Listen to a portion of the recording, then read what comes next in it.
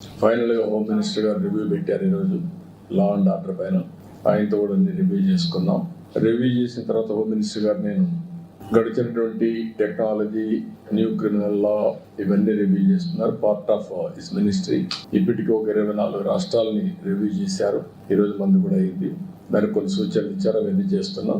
అదే సమయంలో నేను పర్సనల్గా కలిసి అమరావతి దీనికి బైఫర్కేషన్ యాక్ట్ లో 10 years తర్వాత కామన్ రాజధాని హైదరాబాద్ అయిపోయింది.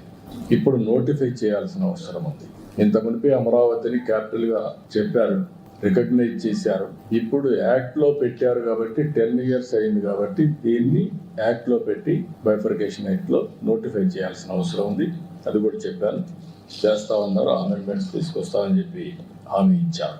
అదే మరి రాయలసీమలో ఉండే వాలంటీర్ ఆర్గనైజేషన్ RDT, ఆ విషయం కూడా మన హోమ్ మినిస్టర్ గారి దృష్టి తీసుకొచ్చాను. ఎందుకంటే one of the best servicing organisation అది.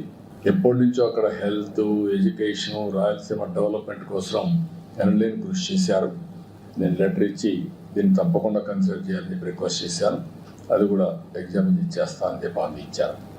ఈ బ్రీఫ్గా నిర్మలా సీతారామన్ గారి దగ్గరికి వచ్చినప్పుడు మాకుండే ఫైనాన్షియల్ ప్రాబ్లమ్స్ అన్నీ ఎప్పటికప్పుడు ఎక్స్ప్లెయిన్ చేసి, ఇంకా బెయిల్అవుట్ కావడానికి ఇంకా కొంచెం టైం పడుతుంది, ఏ విధంగా చేస్తారో శాసకి కింద కానీ, లాస్ట్ టైం ఒక స్కీమ్ పెట్టారు, పూర్వోదయ స్కీమ్ పెట్టారు.